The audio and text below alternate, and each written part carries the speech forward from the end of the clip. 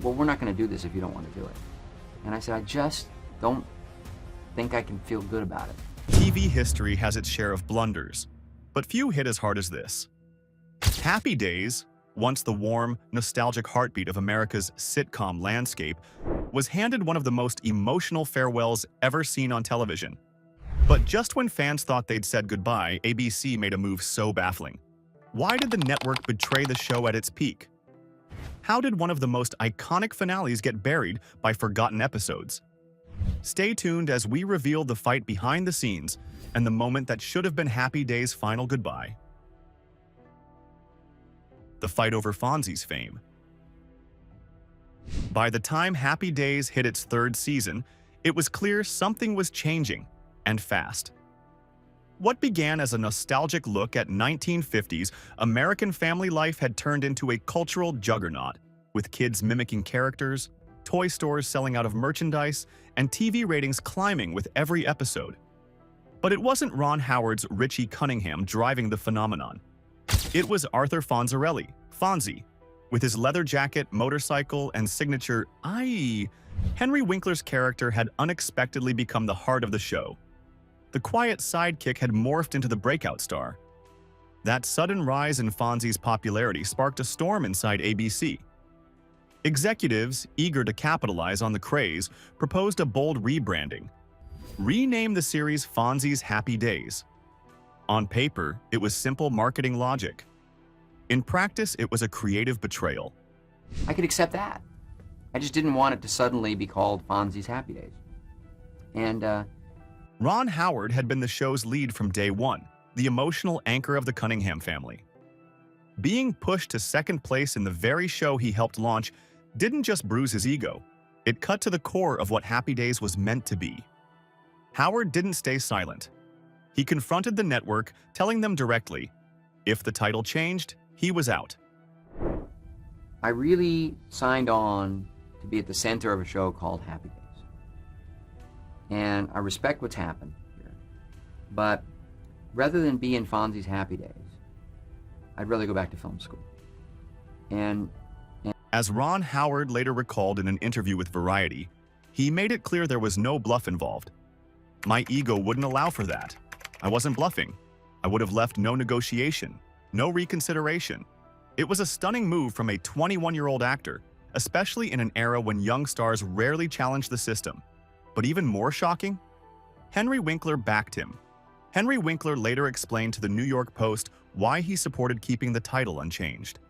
They came to me at ABC and they wanted to change the title to Fonzie's Happy Days. I said, if you do that, it is an insult to everybody I'm working with. Why fix something that isn't broken? But while the title stayed intact, the loyalty didn't. What ABC did during the show's final season would damage everything they fought to preserve. Olympic coverage canceled the finale. In early 1984, ABC found itself sitting on what should have been a goldmine. The network had secured exclusive coverage of the Winter Olympics in Sarajevo, a high-profile event that promised enormous ratings and global attention. But behind the excitement, a quiet scheduling disaster was unfolding, one that would permanently damage Happy Days and mark one of the worst network missteps in television history. Television historian Jim Colucci later described ABC's scheduling as one of the biggest blunders in network history. They kneecapped their own finale. By bumping episodes for Olympic coverage and then airing leftovers months later, ABC robbed Happy Days of the ending it deserved. But with February's episodes bumped, ABC faced a choice: delay the finale to let the final stretch air in order, or keep the original May finale date and figure out the rest later. They chose wrong. So in June and July, long after the emotional goodbye had aired, ABC brought Happy Days back to life. No fanfare, no announcement, just more episodes dumped into the summer schedule. Viewers were stunned. The show they had mourned was suddenly back, acting like nothing had happened.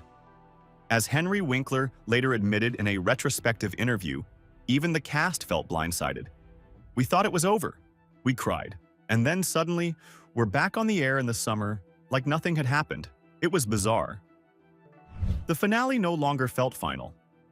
That moment of closure, undone by poor planning. That scheduling disaster was bad enough, but what ABC almost cut from the actual finale could have erased one of TV's most historic moments entirely. The scene ABC tried to end. By 1984, Happy Days was more than just a sitcom. It was an American institution.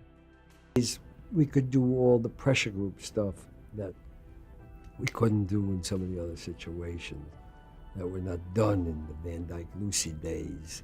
So it became, philosophically, while you have the audience's attention, you might as well say something. For 11 seasons, the show had given families across the country a sense of comfort, nostalgia, and humor. As the final episode approached, creator Gary Marshall had one last idea. It wasn't flashy, it wasn't even written into the original script, but it would become one of the most controversial and powerful moments in television history. Marshall wanted to break the fourth wall. His vision was simple. Howard Cunningham, the steadfast father figure played by Tom Bosley, would turn to the camera and speak directly to the audience. Not as a character trapped in a 1950s sitcom, but as a man thanking America for sharing in their family's journey. To Marshall, this wasn't just a farewell, it was a tribute. They said if it would be great if he could cry. And we did an episode special for that. And it was when Richie had an accident. And they said, and I called Watt, they said they were glued to the... Breaking the fourth wall in 1984 was nearly unheard of. To them, it meant shattering the illusion of the show's world, something audiences supposedly weren't ready for. In meeting after meeting, they pushed back. They feared it would confuse viewers, damage the show's legacy, and cheapen the carefully built fictional universe of 1950s Milwaukee. But Marshall held his ground. Eventually, the network gave in, reluctantly. Tom Bosley later reflected that the moment was one of the most emotional of his career. When I turned to that camera, I wasn't acting anymore. I was saying goodbye. To the crew, to the cast, to America. It was the perfect goodbye. Until ABC pulled one final stunt that made everything feel like a lie. The 5 episodes that canceled the ending. After the tearful finale of Happy Days, aired in May 1984, fans thought they had witnessed the perfect goodbye. Passages was emotional, nostalgic, and deeply satisfying.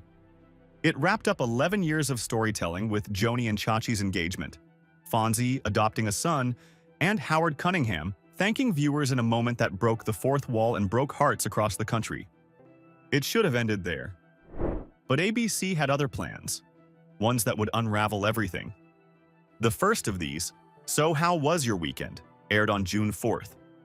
It was a light, comedic episode, nothing like the emotionally charged finale. To viewers who had already said their goodbyes, it felt jarring. Director Jerry Paris reportedly expressed frustration with how those episodes aired out of order. It made no sense. We had built an emotional crescendo, and they ran filler sitcom episodes afterward. It undid all the work. The characters they had mourned were suddenly back on their screens, cracking jokes like nothing had changed. The final insult came with Fonzie's Spots, which aired on September 24th. Doing my life as it happened, instead of remembering it, and I got hurt playing basketball and ripped my knee open, all in the inside, the ligaments, everything. So I had to have this operation. And so while I was in the hospital, I called and said, Fonzie rips his knee open. Let's do that episode. It became... Instead of dignity, Fonzie was subjected to humiliating hazing by Potsy in a Leopard Lodge storyline that felt more like a parody than a send-off. This wasn't the cool, confident character who had adopted a son and found peace. This was a punchline. The damage was done. But for the cast, the fallout was just beginning. Could they recover from one of TV's worst send-offs? Cast legacy and long-awaited redemption. When the lights finally dimmed on Happy Days in 1984, officially or not, it left behind more than just a sitcom legacy. It left a cast scattered across Hollywood, each carrying the weight of a farewell that didn't land the way it should have. For some, the flawed finale barely registered. For others, it cast a long shadow over the rest of their lives. Ron Howard, who had already begun distancing himself from acting, transitioned smoothly into directing. He quickly built a reputation as one of the most respected filmmakers in the business, eventually winning Oscars for A Beautiful Mind and directing hits like Apollo 13. The chaos surrounding Happy Days' ending only strengthened his desire for creative control behind the camera. For Howard, the botched finale wasn't a personal burden, it was a final confirmation of why he left acting. In a later interview, Ron Howard explained his attitude toward the creative shifts during Happy Days. "I never ever challenged what they were doing, creatively. It made perfect sense that you'd build this Fonzie character and maximize that." If you're a fan of TV history, iconic finales, and behind-the-scenes stories that changed Hollywood, make sure to like, comment, and subscribe.